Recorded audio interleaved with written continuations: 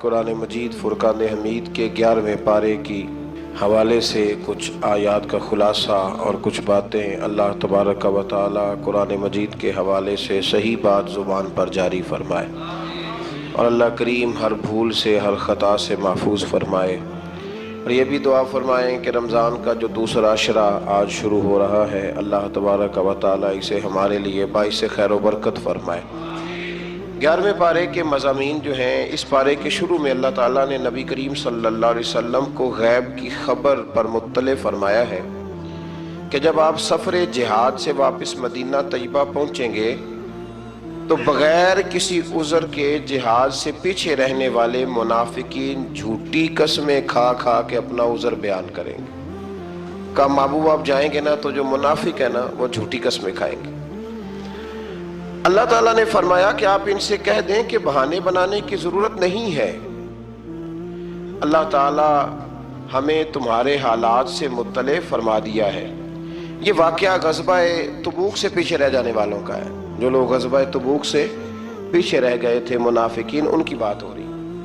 اللہ تعالیٰ نے فرمایا کہ آپ ان سے صرف نظر کریں، یہ ناپاک لوگ ہیں، محبوب آپ زیادہ توجہ ہی نہ دیں ان پر، اس لیے کہ ان کا ٹھکانہ جہنم ہے، آپ توجہ ہی نہ کریں، رہنے دیں۔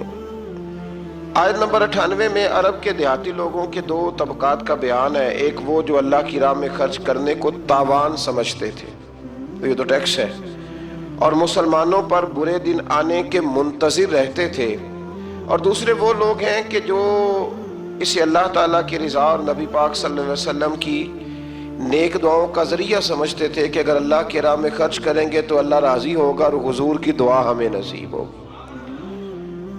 تو آیت نمبر 100 میں اللہ تعالیٰ نے ایمان لانے میں پہل کرنے والے مہاجرین اور انصار اور نیکی کے ساتھ ان کی پیروی کرنے والے، یہ بھی ضرور ذہن میں رکھیں کہ انصار اور مہاجرین جو پہلے ایمان لائے اور پھر جن لوگوں نے نیکی کے ساتھ ان صحابہ کی پیروی کی، ان لوگوں کو اللہ تعالیٰ نے اپنی رضامندی کی سند عطا فرمائی ہے، اور فرمایا ان کے لیے جنت کی دائمی نعمتیں ہیں۔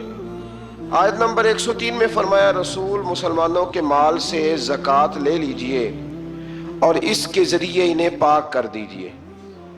ان سے زکوٰۃ لے لیں اور زکوٰۃ کے ذریعے انہیں پاک کر دیں۔ اور اگلے لفظ بڑے شاندار ہیں، ہر لفظ ہی شاندار ہے لیکن ترتیب دیکھیے، فرمایا وَصَلِّ عَلَيْهِمْ، زکوٰۃ لے لیں، انہیں پاک کر دیں اور ان کے لیے آپ دعا فرما دیں۔ اللہ کہہ رہا ہے محبوب ان کے لیے اِنَّا صَلَاتَكَ، بے شک جو آپ کی دعا ہے ان کے لیے، فرمایا سَكَنٌ لَّهُمْ، یہ آپ کی دعا ان کے دل کے سکون کا باعث بنے گی، آپ کی دعا ان کے لیے سکون کا۔ واللہ سمیع علیم، اور اللہ سننے والا بھی ہے اور جاننے والا بھی ہے۔ آیت نمبر 107 میں مسجد درار کا ذکر ہے۔ منافقین نے نا مسجد قباء کے پاس ایک نئی مسجد بنا لی تھی، مسجد درار، اور نبی پاک صلی اللہ علیہ وسلم کی بارگاہ میں حاضر ہو کے عرض کرنے لگے یا رسول اللہ صلی اللہ علیہ وسلم تشریف لائیں اور ہماری مسجد کا افتتاح کر دیں۔ قرآن مجید پڑھ رہا ہوں، سورہ توبہ آیت نمبر 107۔ تو یہ جو لفظ میں اور آپ بول دیتے ہیں مسجد ہی ہے نا جی، مسجد ہی ہے نا، مولانا آپ مسجد سے روک رہے ہیں، مسجد ہی تو ہے۔ منافقین نے مسجد بنائی قرآن مجید کی سورہ توبہ کی 11ویں پارے کی آیت نمبر 107 میں۔ اصل میں ابو عامر ایک راہب تھا، وہ مدینہ منورہ کا منافق تھا، یہاں سے بھاگ کے مکے گیا، پھر اس نے جا کے ایک اور بادشاہ کے پاس پناہ لے لی، تو وہاں سے اس نے باقاعدہ خط لکھا مکے کے منافقین کو کہ اگر تم مسلمانوں کا کافر بن کے مقابلہ کرو گے تو تم نہیں کر سکتے، تم منافق بن کے مقابلہ کرو، اور اگر تم اپنے گھر کے اندر بیٹھ کے مسلمانوں کے خلاف میٹنگ کرو گے تو کامیابی نہیں ہوگی، تم ایک مسجد ہی بنا لو تاکہ لوگ سمجھے کہ ہے تو مسجد ہی ہے، تو مسجد ہی۔ انہوں نے مسجد بنائی، اور نبی کریم علیہ السلام جب تبوک کے سفر کے لیے جا رہے تھے تو آ کے عرض کرنے لگے حضور ایک دفعہ نماز پڑھ کے مسجد کا افتتاح کر دیں۔ تو حضور نے فرمایا میں واپس آؤں گا تمہیں بتاؤں گا کیا کرنا ہے۔ حضور واپس آئے تو پھر حاضر ہوئے، حضور افتتاح کر دیں، تو حضور نے فرمایا کرتے ہیں تمہاری مسجد کا افتتاح۔ حضور نے مولا علی شیر خدا رضی اللہ تعالیٰ عنہ اور کچھ اور صحابہ کی ڈیوٹی لگائی، کہا ذرا مسجد کا افتتاح تو کرو، گویا افتتاح تو کرو۔ وہ افتتاح کرنے گئے تو پہلے مسجد کو گرایا، پھر اس کی بنیادوں کو اکھیڑا، اور پھر اس کی بنیادوں کے اندر آگ جلائی، آگ جلائی۔ فرمایا یہ مسجد نہیں، یہ مسجد درار ہے، تفریق ڈالنے کے لیے بنائی گئی۔ قرآن مجید نے کہا، مسجد درار کا ذکر ہے، منافقین نے ابو عامر راہب کی سازش یہ مسجد بنائی تھی، اور حضور صلی اللہ علیہ وسلم کو اس میں نماز پڑھنے کی دعوت دی تاکہ یہ مستند ہو جائے، لیکن اللہ تعالیٰ نے نبی پاک صلی اللہ علیہ وسلم کو اس میں نماز پڑھنے سے منع فرمایا اور بتایا کہ اس مقصد کے مقاصد یہ ہے۔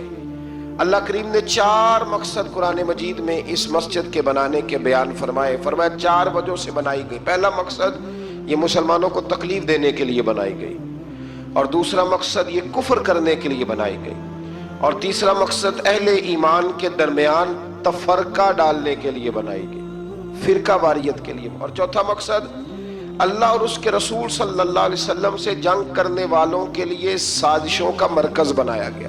کچھ مسلمان بڑے پریشان ہیں آج کل بھی، وہ یہ کہتے ہیں کہ جناب ہر جگہ اذان ہے، ہر جگہ قرآن ہے، ہر جگہ نماز ہے، ہم کدھر جائیں، کس طرف جا کے توجہ کریں، کس طرف جا کے ہم سارا خیال کریں۔ آپ الحمد سے لے کر والناس تک سارا قرآن پڑھ لیں، نہ کسی منافق کو مسجد سے اختلاف تھا، نہ قرآن پاک سے اختلاف تھا، نہ کسی منافق کو نماز سے اختلاف تھا، نہ بیت اللہ سے اختلاف تھا۔ منافق کو اگر تکلیف تھی تو نبی پاک کی عظمت اور شان کی تکلیف تھی۔ قرآن مجید کے اندر تو آپ کو منافقین کا ذکر جو ہے وہ انفرادی طور پہ ملے گا، تو 28ویں پارے میں تو پوری سورت ہے سورہ منافقون۔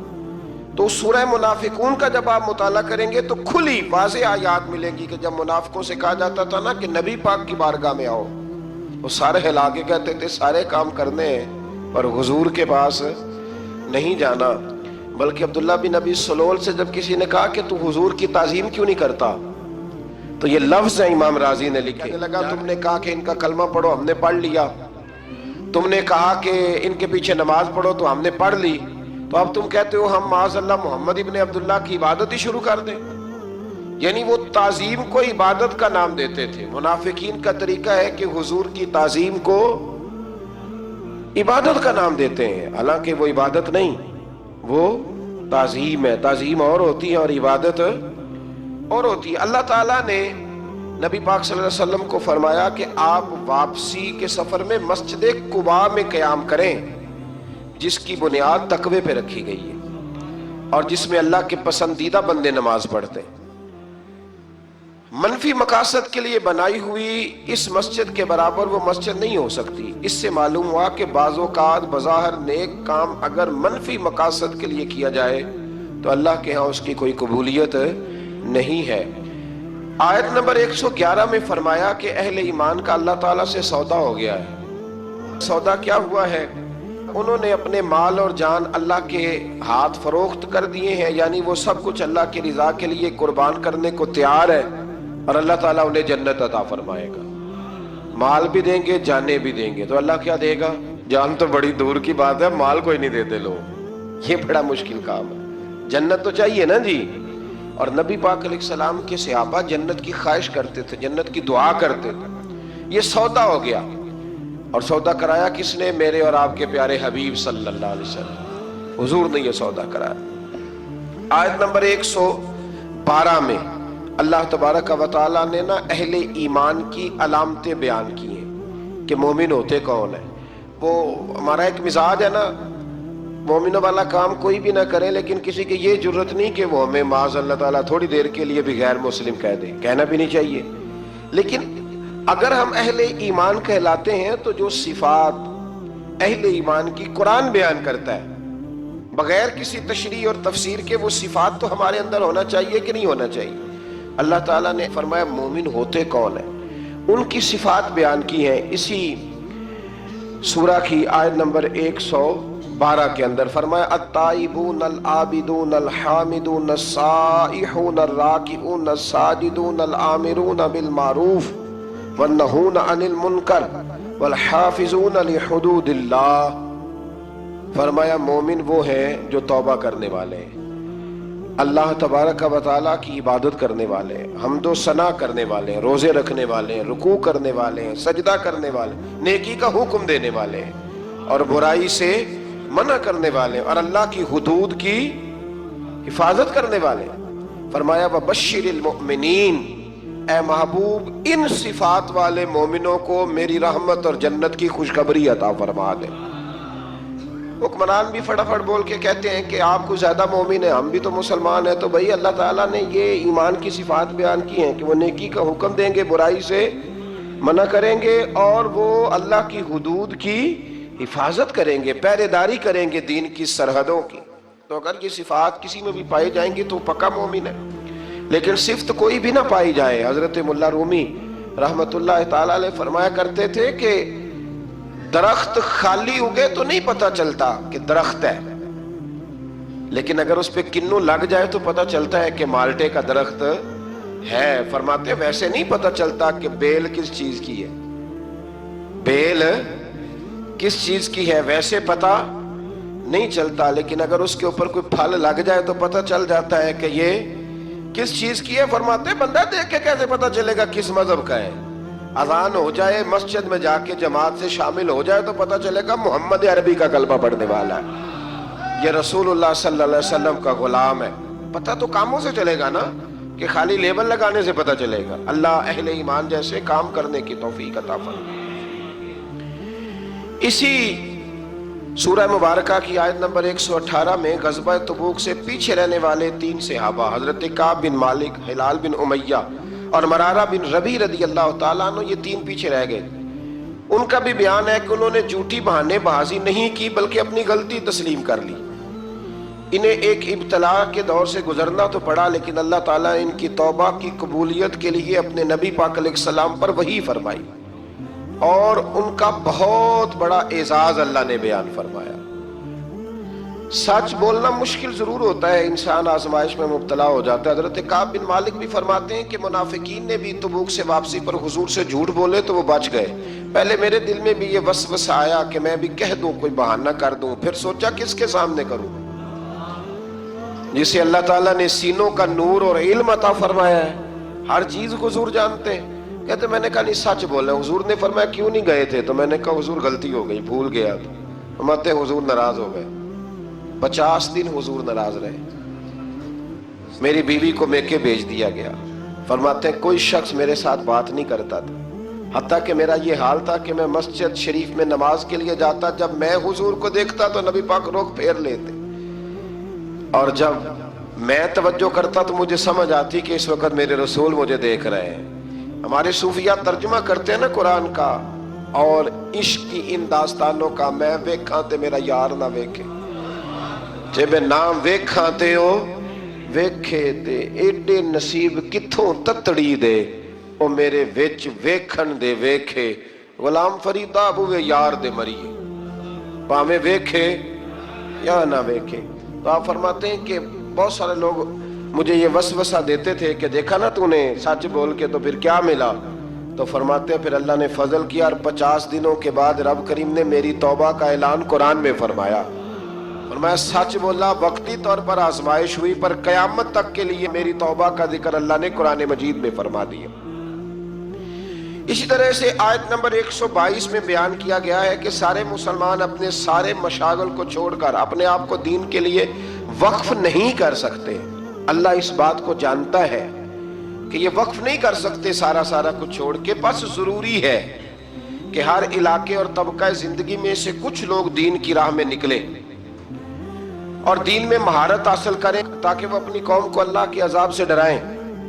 یعنی پورے معاشرے پر یہ کام فرض کفایہ ہے، یہ تبلیغ کرنا، واعظ کرنا، یہ فرض کفایہ ہے۔ کچھ لوگ بھی نکل آئیں گے تو سب کی طرف سے یہ فرض ادا ہو جائے گا۔ اب مزے کی بات یہ ہے کہ جو ہماری طرف سے فرض ادا کر رہا ہوتا ہے نا، وہ ہمیں اچھا نہیں لگ رہا ہوتا۔ وہ ہمارے وزیر کہتے ہیں کہ جناح کا پاکستان چاہیے کہ عالم کا پاکستان چاہیے، نہ جناح کا پاکستان نہ کسی مولوی کا پاکستان، یہ پاکستان محمد عربی کا پاکستان ہے۔ ہاں یہ رسول اللہ کے نام کی جاگیر ہے، تو کسی آدمی کو بھی کسی قسم کا بھی کوئی تماشا کرنے کی کوئی اجازت نہیں ہے۔ اگر سیکولر پاکستان ہی چاہیے تھا. وہ جناح کے پاکستان سے مراد یہ لیتے ہیں کہ سیکولر پاکستان جس کی بنیاد مذہب نہ ہو. تو پھر آپ کو علیحدہ ہونے کی کیا ضرورت تھی؟ پھر تو بہت بڑی سیکولر جمہوریت ہے ہندوستان کی. آپ الگ کیوں ہوئے؟ کیا ضرورت تھی اتنے لوگوں کا خون بہانے کی؟ عجیب فلسفہ ہے، لوگ بیان کر دیتے ہیں اور سننے والے چپ کر کے سن لیتے ہیں. یہ قائد اعظم کے میں بڑی دفعہ حوالے دے چکا ہوں، جس کو ضرورت ہو وہ مجھ سے کتاب لے کے دیکھے.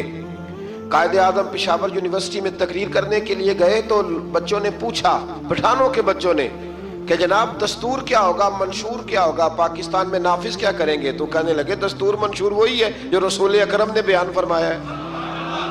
پاکستان کے لیے نئے منشور کی ضرورت ہی کیا ہے؟ تو کہا کہ پاکستان بنے گا کب بنے گا؟ تو قائد اعظم نے کہا تھا کہ جس دن ہندوستان میں پہلے آدمی نے کلمہ پڑھا تھا پاکستان اس دن بن گیا تھا. تو یہ عجیب فضولیات قسم کے لوگ ہیں اور کوئی ان کے منہ کو لگام دینے والا نہیں. اللہ تعالیٰ سمجھنے کی توفیق عطا فرمائے. آیت نمبر 124 میں اللہ تعالیٰ نے فرمایا کہ وحی ربانی نازل ہونے سے مخلص مومنوں کے ایمان کو تقویت ملتی ہے اور جو منافق اور منکرین کے کفر اور نفاق کی بیماری ہے اس میں اضافہ ہوتا ہے. سورہ توبہ کی جو آخری دو آیات ہیں، اللہ اکبر، ساری آیات ہی کیا ہی بات ہے، پر ان آیات کا یہ مقام ہے کہ حضرت شیخ شبلی رحمت اللہ تعالیٰ علیہ کے بارے میں بعض بزرگوں نے لکھا ہے، یہ تواتر کے ساتھ بات ہے، بہت سارے مسالک کی کتابوں میں ہے، اور اس آیت کی تفسیر میں شاید سب سے شاندار بات یہ ہے. کچھ بزرگ کہتے ہیں کہ ہم نے خواب کیا دیکھا کہ نبی کریم علیہ السلام کی ہمیں زیارت نصیب ہوئی.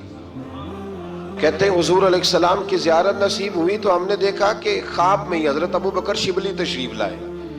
یہ ہمارے سلسلہ مبارک کے بزرگوں میں سے ہے. بحر شبلی شیر حق دنیا کے کتوں سے بچا، ایک کا رکھ عبد واحد میری آ کے واسطے. حضرت شیخ شبلی تشریف لائے تو کہتے ہیں جب وہ آئے تو اللہ کے محبوب کھڑے ہوئے. حضور نے ان کو عزت دی اور نبی پاک نے ان کا ماتھا چوما اور پھر رسول پاک نے انہیں اپنے ساتھ بٹھایا اور پھر بڑی محبت فرمائی. تو کسی نے حضرت شیخ شبلی رحمت اللہ تعالیٰ علیہ سے دریافت کیا، بلکہ اسی دوران ہی کسی نے پوچھا کہ اتنی زیادہ محبت؟ تو فرمایا جب بھی یہ میرا ذکر کرتا ہے نا تو سورہ توبہ کی آخری دو آیتیں بھی پڑھتا ہے اور مجھ پر 3 بار درود پاک بھی پڑھتا ہے. تو وہ آخری دو آیات کیا ہے؟ لَقَدْ جَاءَكُمْ رَسُولٌ مِّنْ أَنفُسِكُمْ عَزِيزٌ عَلَيْهِ مَا عَنِتُّمْ حَرِيصٌ عَلَيْكُمْ بِالْمُؤْمِنِينَ رَءُوفٌ رَحِيمٌ. فرمایا بے شک تشریف لائے تمہارے پاس تمہیں میں سے ایک رسول، تمہارا مشقت میں پڑھنا میرے نبی پر گراں گزرتا ہے. مشقت میں تم پڑھتے ہو، تکلیف میرے رسول کو ہوتی ہے. اور ارشاد فرمایا جا رہا ہے عزیز علیہ ما عنتم حریص علیکم. فرمایا وہ تمہاری بھلائی چاہنے میں جلدی کرتے ہیں. بالمؤمنین رؤوف الرحیم، وہ مومنوں پہ رؤوف بھی ہے اور رحیم بھی ہے. 20 آپ کو حدیثیں ملیں گی کتب احادیث میں کہ نبی کریم علیہ السلام نے فرمایا میرا دل چاہتا تھا کہ عشاء کی نماز دیر تک لمبی کر دوں، تہجد تک اس نماز کو پڑھاؤں، پر تمہیں تکلیف ہوگی لہذا میں نماز لمبی نہیں کرتا. فرمایا میرا دل کرتا تھا ہر وضو کے ساتھ مسواک ضروری قرار دے دوں، تمہیں تکلیف ہوگی لہذا میں ضروری قرار نہیں دیتا. بلکہ ایک حدیث تو ایسی ہے سیاستہ میں کہ اس حدیث پر رکنے کو دل کرتا ہے کہ نبی کریم صلی اللہ علیہ وسلم نے فرمایا میں نماز پڑھا رہا ہوتا ہوں تو میرا دل کرتا ہے کہ میں لمبی نماز پڑھاؤں، پھر میرے دل میں خیال آتا ہے کہ پیچھے بیمار بھی ہوں گے، بوڑھے بھی ہوں گے، بچے بھی ہوں گے. نماز اللہ کی اور خیال امت کا. تو حضور فرماتے ہیں کہ میں نماز مختصر کر دیتا ہوں اور تمہاری تکلیف کا خیال کرتا ہوں. فرمایا فَإِن تَوَلَّوْا، پھر اگر وہ منہ پھیریں فَقُلْ حَسْبِيَ اللَّهُ، تو آپ فرمائیں کہ ہمارے لیے اللہ ہی کافی ہے. اگر یہ محبوب آپ سے منہ موڑ لیں کافر منافق تو آپ کہیں کہ ہمارے لیے اللہ ہی کافی ہے. لا الہ الا ہو، اس کے سوا کوئی عبادت کے لائق نہیں. علیہ توکلت، ہم اسی پر بھروسہ کرتے ہیں. وَهُوَ رَبُّ الْعَرْشِ الْعَظِيمِ، اور وہی عرش عظیم کا مالک. سورہ یونس مکی صورت ہے، اس سے آگے سورہ یونس شروع ہوتی ہے. اس صورت کی آیت نمبر 1 سے لے کر 4 میں قرآن مجید کی حقانیت، نبی کریم علیہ السلام کی رسالت، مومنین کے لیے اجر آخرت، زمین و آسمان کی پیدائش، اللہ کی طرف لوٹ کر جانے اور اللہ کے اذن کے بغیر شفاعت کے نام مقبول ہونے اور صرف اسی کی عبادت کرنے اور انکار کی صورت میں عذاب علیم کا اللہ نے ذکر فرمایا۔ آیت نمبر 5 میں بتایا کہ اللہ تعالیٰ نے سورج کو روشنی دینے والا بنایا ہے اور چاند کو روشن بنایا ہے اور اس کی منزلیں مقرر کی ہیں تاکہ سالوں کا حساب ہو سکے۔ مزید فرمایا کہ گردش لیل و نہار میں اور زمین و آسمان کی پیدائش میں اہل تقوی کے لیے اللہ کی قدرت کی نشانیاں ہیں۔ آیت نمبر 11 میں بتایا کہ لوگ دنیا کے مفادات طلب کرنے میں جلدی کرتے ہیں۔ رب اپنے بندوں کے حالات کو جانتا ہے نا، ویسے یہ آیت کتنی قریب تر ہے۔ فرمایا لوگ دنیا کے مفادات طلب کرنے میں جلدی کرتے ہیں، اگر اللہ تعالیٰ ان کی بدعمالیوں کی سزا میں بھی اتنی ہی جلدی فرمائے تو ان کی موت جلد آ جائے، لیکن انہیں مہلت دی جاتی ہے۔ اگلی آیت میں انسان کی فطری خود غرضی کو بیان کیا کہ جب کوئی تکلیف پہنچتی ہے تو وہ کھڑے بیٹھے اور پہلوؤں کے بال حالت میں دعا کرتا ہے، یا اللہ شفا، یا اللہ بچا، کرتے ہیں کہ نہیں کرتے؟ اور فرمایا لیکن جب مصیبت ٹل جاتی ہے تو رب کو فراموش کر دیتا ہے۔ یہ خود غرضی ہے۔ آیت نمبر 13 میں گزشتہ امتوں کے رسولوں پر ایمان نہ لانے اور ظلم کرنے کے سبب ان کے ہلاکت کا بیان فرمایا، اور یہ کہ اب ہم نے تم کو ان کے بعد زمین میں ان کا جانشین بنایا ہے تاکہ ہم ظاہر کریں کہ تم کیسے عمل کرتے ہو۔ اللہ نے پچھلی ساری قوموں کا ذکر فرما کے امت مسلمہ کو فرمایا کہ اب تم ان کے جانشین بن کے آئے، پتہ چلے گا تم کیسے عمل کرتے ہو۔ آیت نمبر 15 میں بتایا کہ منکرین آخرت کے سامنے جب آیات قرآنی کی تلاوت کی جاتی ہے تو وہ کہتے ہیں کہ آپ اس کے علاوہ کوئی اور قرآن لے آئیں، اللہ اکبر، یا اس کو تبدیل کر دیں۔ تو اللہ تعالیٰ نے فرمایا کہ اے رسول صلی اللہ تعالی علیہ وسلم آپ ان سے کہہ دیں کہ مجھے اپنی طرف سے اس میں تبدیلی کا اختیار نہیں ہے، میں تو صرف وحی ربانی کی پیروی کرتا ہوں۔ رسول اللہ صلی اللہ علیہ وسلم نے فرمایا میں نے تمہارے درمیان اپنی عمر کا بڑا حصہ گزارا ہے، فقد لبثت فیکم عمرا من قبلہ افلا تعقلون، میں نے تمہارے درمیان عمر کا بڑا حصہ گزارا ہے، کیا تم سمجھتے نہیں؟ یعنی اس 40 سالہ زندگی میں تم نے میرے قول و قرار میں، کردار میں کوئی جھول یا کوئی نقص دیکھا ہے تو بتاؤ۔ فرمایا میں قرآن اپنی طرف سے نہیں لاتا کہ تبدیلی کر لوں، یہ میرے رب کی طرف سے آیا ہے۔ اللہ کی باتیں، اللہ کے طریقے تبدیل نہیں ہوتے۔ آیت نمبر 18 میں فرمایا کہ مشرک اللہ کو چھوڑ کر ایسے باطل معبودوں کو پوجتے ہیں جو انہیں نفع نقصان پہنچانے کی طاقت نہیں رکھتے، اور وہ کہتے ہیں کہ یہ اللہ کے پاس ہماری سفارش کرنے والے ہیں۔ یہاں یہ امر پیش نظر رہے کہ مشرکوں کے بت اور تمام معبودان باطلہ من دون اللہ ہیں، جبکہ رسول اللہ صلی اللہ علیہ وسلم، انبیاء کرام اور اللہ تعالیٰ کے مقرب بندے اللہ کے اذن سے اس کی بارگاہ میں شفاعت کریں گے۔ من دون اللہ وہ ہیں جو اللہ کے علاوہ ہیں، یہ من دون اللہ نہیں، یہ تو رسول اللہ ہے، یہ من دون اللہ نہیں، یہ تو اولیاء اللہ ہے۔ اولیاء اللہ کا کیا معنی ہے؟ اللہ کے دوست، من دون اللہ نہیں۔ لوگ کہتے ہیں یہاں ولی کوئی کام نہیں آ سکتے، ولی تو قیامت میں بھی کام آئیں گے۔ آپ کو درجنوں حدیثیں ملیں گی، حضور نے فرمایا قیامت کے دن سب سے پہلے انبیاء اللہ کی بارگاہ میں سفارش کریں گے، پھر شہداء کریں گے اور پھر علماء کریں گے۔ اللہ تو ایک حافظ قرآن کی سفارش کی برکت سے 10 لوگوں کو جنت عطا فرما دے گا۔ آگے سورہ یونس کی آیت نمبر 22 میں اللہ تعالیٰ نے اپنی مختلف نعمتوں کا ذکر فرمایا، جس میں دریاؤں میں بادبانی، کشتیوں کا چلنا اور بارش سے انسانوں اور جانوروں کی خوراک کے لیے پودوں اور سبزوں کا اگنا شامل ہے۔ لیکن انسانوں کی فطرت یہ ہے کہ طوفان کے گرداب میں پھنس جائے تو آخری سہارے کے طور پر اللہ کو پکارتا ہے، اور جب مصیبت ٹال جاتی ہے تو اللہ تعالیٰ کی نافرمانی شروع کر دیتا ہے۔ اللہ تعالیٰ نے فرمایا ایسا بھی ہوتا ہے کہ کبھی تیار فصل اچانک کسی آفت کے نتیجے میں تباہ و برباد ہو جاتی ہے، حالانکہ انسان سمجھتا ہے کہ اب یہ میرے قبضہ و قدرت میں ہے، لیکن حکم صرف اللہ کے ہی چلتا ہے۔ رب فرماتا ہے بالکل تیار کر کے نا، بالکل او جبار کہار کا آوے مدے روڑ دیوی دودھ کڑیا. بالکل تیار کر کے نا، تیار کر کے.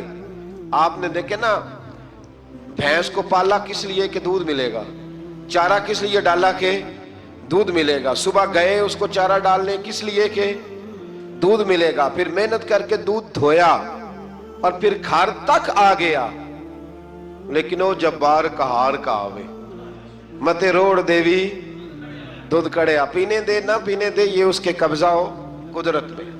آیت نمبر 26 میں بتایا کہ قیامت کے روز نیک اعمال کرنے والوں کو بہترین جزا ملے گی اور برائی کا ارتکاب کرنے والوں کے چہرے سیاہ ہو جائیں گے معاذ اللہ. آیت نمبر 28 میں قیامت کے دن مشرکین اور ان کے معبودوں کے درمیان پھوٹ پڑنے اور معبودوں کو ان کی عبادت سے بے خبری کا ذکر فرمایا گیا.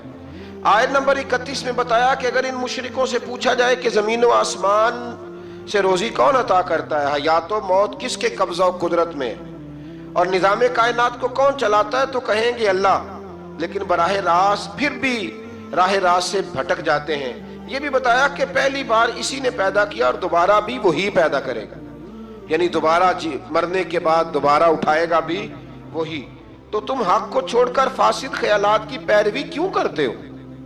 لوگ بالکل سچی بات چھوڑ کے وسوسے کے پیچھے لگ جاتے ہیں. قرآن کی حقانیت کے حوالے سے بھی ایک بار پھر منکرین کو چیلنج کیا کہ اگر تمہارے نزدیک یہ اللہ کا کلام نہیں تو اس جیسی ایک صورت بنا لاؤ. ان آیات میں بار بار اللہ تعالیٰ کی قدرت اور آخرت کے بارے میں متنبع کیا گیا ہے. اللہ تعالیٰ نے رسول اللہ صلی اللہ علیہ وسلم کو فرمایا کہ آپ ان سے کہہ دیں کہ تم لوگ جو مطالبہ کرتے ہو نا عذاب کا، تو اللہ تمہاری جلد بازی کی وجہ سے اپنے فیصلے نہیں بدلتا. میں اپنی ذات کے لیے ذاتی طور پر نفع نقصان کا اختیار نہیں رکھتا مگر اسی کا جو اللہ چاہے. ہر امت کے لیے ایک وقت مقرر ہے اور جب وہ وقت مقرر آ جائے گا تو ایک گھڑی کی تقدیم اور تاخیر نہیں ہو سکتی. اور فرمایا کیا تم لوگ ایمان لانے کے لیے عذاب الہی کا انتظار کر رہے ہو کہ پہلے تمہیں عذاب دکھایا جائے کہ نہ مانو گے تو سزا ملے گی پھر ایمان لاؤ گے؟ اللہ اکبر.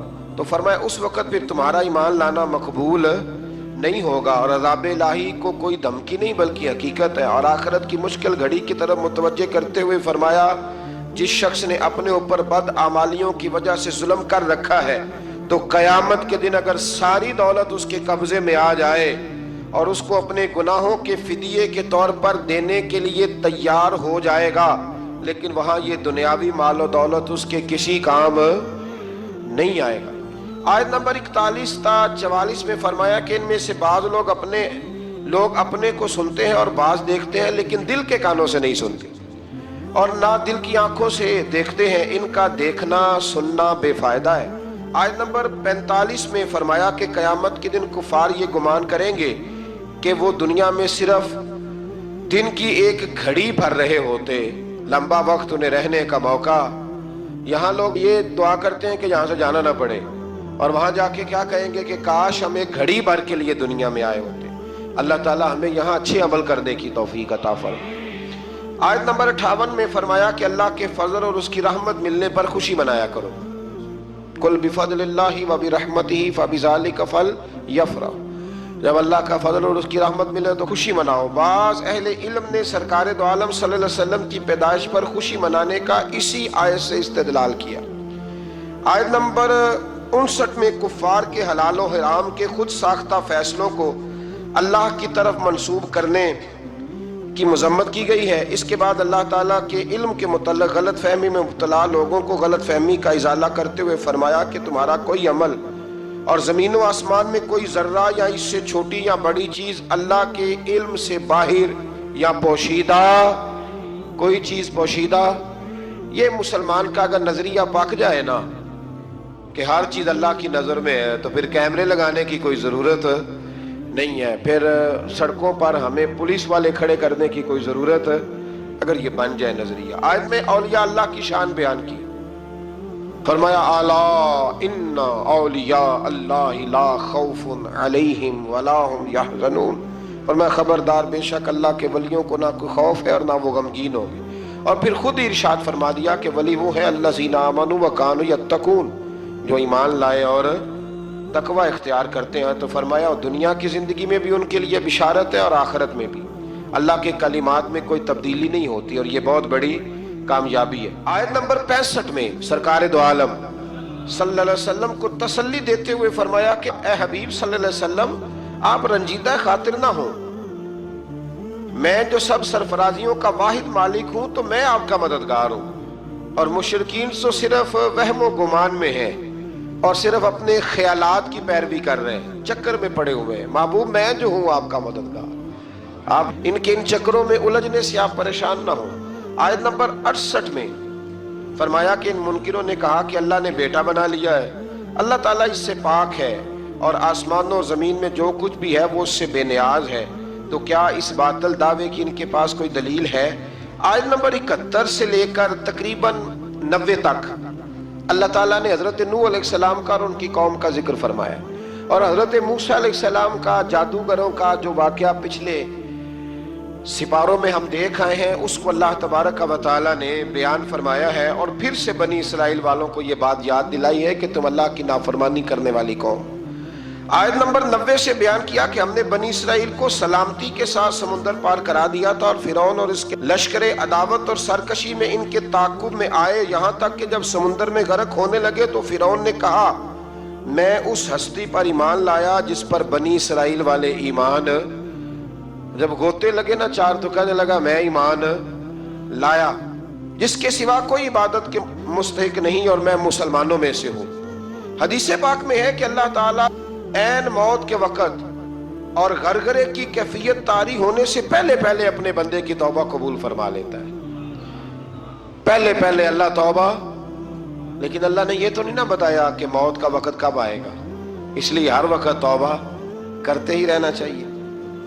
لیکن اس مرحلے پر توبہ قبول نہیں ہوتی کہ جب انسان غوطے کھانے لگے تو پھر وہ کہے کہ ہاں اب میں توبہ کرتا ہوں۔ اسی طرح سے کچھ لوگ، ملا رومی رحمت اللہ علیہ فرماتے ہیں کہ وہ بھیڑیا بہت ضعیف ہو گیا تھا، تو ایک دن اس کے پاس لومڑی بیٹھی تھی تو ایک بکری آئی، تو لومڑی کہنے لگی بھیڑیے سے کہ وہ شکار آیا ہے، بادشاہ آؤ، تو کہنے لگا نہیں اب میں نے توبہ کر لی ہے، اب میں شکار نہیں کرتا، میں نیک ہو گیا ہوں۔ تو لومڑی بڑا تیز جانور ہے، کہنے لگی نہیں تو نے توبہ نہیں کی، اب تجھ سے بھاگا ہی نہیں جاتا، اب تجھ سے شکار پکڑا ہی نہیں جاتا، اب تو نے توبہ نہیں کی، اب تیری ویسے ہی توبہ ہو گئی، تو نے توبہ نہیں کی تو اسی لیے در جوانی توبہ کردن شیوائے پیغمبری۔ اللہ سمجھنے کی توفیق عطا فرمائے۔ اللہ تعالیٰ نے فرعون کو فرمایا کہ آج ہم تیرے بے جان جسم کو بچا لیں گے تاکہ تم بعد میں آنے والوں کے لیے نشان عبرت بنے رہو۔ قرآن کا یہ معجزہ آج بھی سچا ہے، مصر کہ فرعون کی لاش آج بھی موجود ہے۔ اس کے بعد بنی اسرائیل کی آزادی، ان کے رزق میں فراخی اور ان کے آپس میں اختلافات کا ذکر ہے۔ آیت نمبر 96 میں اللہ تعالیٰ فرماتا ہے کہ جن پر اللہ کے عذاب کا فیصلہ صادر ہو چکا ہو وہ ایمان سے محروم رہتے ہیں، خواہ ان کے پاس ساری نشانیاں آ جائیں۔ سورہ یونس کی آخری آیات میں بیان ہوا کہ سرکش قوموں میں صرف قوم یونس ہی ایسی تھی جو عذاب الہی آنے سے پہلے ایمان لیا۔ یہ بھی بڑا قابل غور فکر ہے، اس پر مفسرین نے بڑا کچھ لکھا ہے۔ کچھ نے لکھا ہے کہ عذاب بالکل آ گیا تھا سامنے، جب کالے بادل دیکھے تو سجدے میں گر گئے، یا جیسے بھی، لیکن ایک بات طے ہے کہ عذاب آنے سے پہلے پہلے مان گئے۔ گویا رب کریم نے فرمایا ایسا نہیں کہ پچھلے سارے ہی نافرمان تھے، کچھ ایسے بھی ہیں جنہیں اللہ کے فضل سے توفیق ایمان نصیب ہوئی ہے، انہوں نے توبہ کی، اللہ تعالیٰ نے انہیں دنیا میں رسوا کن عذاب سے نجات دی۔ اس کی ساری تفصیل جو ہے وہ کتب سیرت میں موجود ہے کہ اللہ تبارک و تعالیٰ نے ان کی اس معذرت کو قبول فرمایا۔ دعا فرمائیں اللہ تعالیٰ ہم سب کو ایمان پر ثابت قدم فرمائے، اور اللہ تبارک و تعالیٰ وقت آنے سے قبل سچی کھری اور پکی توبہ کی توفیق۔ آیت نمبر 104 میں اللہ تعالیٰ نے نبی پاک صلی اللہ علیہ وسلم سے فرمایا کہ آپ کفار مکہ سے کہہ دیں کہ اگر تمہیں میرے دین میں کوئی شک ہے تو میں کسی بھی صورتحال میں تمہارے باطل معبودوں کی عبادت نہیں کروں گا، بلکہ میں اس اللہ کی عبادت کروں گا جو تمہاری روحیں قبض کرتا ہے، یعنی جس کے قبضہ و قدرت میں تمہاری جان ہے۔ اللہ تعالیٰ نے فرمایا کہ اللہ تعالیٰ کے سوا کسی ایسے باطل معبود کی عبادت نہ کرو جو تمہارے نفع اور نقصان پر قادر نہ ہو، اگر بالفرض کسے باشد کوئی ایسا کرے تو ضرور وہ ظالموں میں سے ہوگا۔ جو ان لوگوں کی عبادت کرے وہ کون ہوگا؟ تو جو پوجا پاٹ کرے ہندوؤں کی دیوالی پہ جا کے سیاسی لیڈر، وہ پھر کون ہوگا؟ ظالموں میں سے جو کرے۔ اور میں بڑی وضاحت کے ساتھ ایک دفعہ اس بات کو تفصیل سے بیان کر چکا ہوں کہ عقیدہ توحید کے معاملے میں ہمارے لیڈروں میں بڑی واضح کمزوری آئی ہے، اور بعض یہ جاہل شاعر اور بعض یہ ملنگ طبقہ جو نیا آیا ہے بڑی تباہی ہے۔ کہتے ہیں جی سارے اسی کو پکارتے ہیں، جی سارے روپ اللہ کی، یہ کہتے ہیں نا لفظ، کتنے جاہل ہیں وہ پاگلوں۔ اگر سارے روپ اللہ کے ہی ہوتے تو پھر نبی پاک کس کے خلاف جہاد کرتے رہے؟ اگر سارے کسی نہ کسی رنگ میں اسی کو پکارتے تھے تو پھر ٹھیک تھا، بت پکارنے والا بھی اسی کو پکار رہا تھا۔ کتنا جاہلانہ قول ہے۔ آپ نے تو حضور علیہ السلام کی ساری جد و جہد کو معاذ اللہ تعالیٰ ثم معاذ اللہ سبوتاژ کر دیا۔ اسلام کا ایک ہی عقیدہ ہے، لا الہ الا محمد الرسول اللہ صلی اللہ علیہ، کوئی اللہ کے سوا عبادت کے لائق نہیں ہے۔ تو جو بھی جائے گا تھوڑا سا ہٹ کے وہ ظالموں میں سے ہوگا۔ آیت نمبر 107 نے فرمایا کہ ہر چیز اللہ تعالیٰ کی قدرت اور اختیار میں ہے، اگر وہ کسی کو تکلیف پہنچانا چاہے تو کوئی بچانے والا نہیں، اور اگر وہ کسی کے ساتھ بھلائی کا ارادہ کرے تو کوئی اس کے فضل کی راہ میں حائل ہو سکتا نہیں، اور وہ اپنے بندوں میں سے جس کو چاہتا ہے اپنے فضل سے نوازتا ہے، اور وہ بہت بخشنے والا اور مہربان ہے۔ اے رسول صلی اللہ علیہ وسلم کہہ دیجئے کہ تمہارے پاس تمہارے رب کی جانب سے حق آ چکا ہے، سو جس نے ہدایت کو اختیار کیا تو اسی کا فائدہ اسی کو پہنچے گا، اور جس نے گمراہی کو اختیار کیا تو اس کا وبال بھی اسی پہ آئے گا، اور میں تم پر کوئی جبر کرنے والا نہیں۔ آخری آیت میں اتباع وحی کرنے اور ایذائے کفار پر صبر کرنے کی تلقین کی گئی۔ آگے سورہ ہود شروع ہوتی ہے۔ سورہ ہود بھی مکی سورت ہے، اس کے اندر بھی بڑے شاندار اور بڑے بہترین مضامین ہیں، اور اس کے حوالے سے الگ سے حضور علیہ السلام نے کچھ باتیں ارشاد فرمائی۔ اس پارے کے اندر چند آیات ابتدائی سورہ ہود کی آئی ہیں۔ سورہ ہود کی پہلی آیت میں قرآن مجید کی حقانیت اور اس کے مدعا کے واضح ہونے اور صورتاً اور معنن درجہ کمال پر فائز ہونے کا بیان ہے۔ دوسری آیت میں صرف اللہ تعالیٰ کی عبادت کرنے اور نبی پاک علیہ السلام کے بشیر یعنی خوشخبری دینے والے، نذیر یعنی ڈر سنانے والے ہونے کا ذکر آیا ہے۔ بعد والی آیات میں اللہ تعالیٰ کی طرف لوٹ کر جانے اور اللہ تعالیٰ کے ظاہر اور پوشیدہ ہر چیز اور ہر عمل کے بارے میں جاننے کا ذکر اللہ نے سورہ ہود کے اندر بیان فرمایا۔ یہ سورہ مبارکہ اتنی اہم ہے کہ ایک موقع پہ حضور نے فرمایا مجھے تو اس نے بوڑھا کر دیا ہے، بوڑھا کر دیا ہے، اتنے مضامین اس کے اندر جاہ و جلال والے۔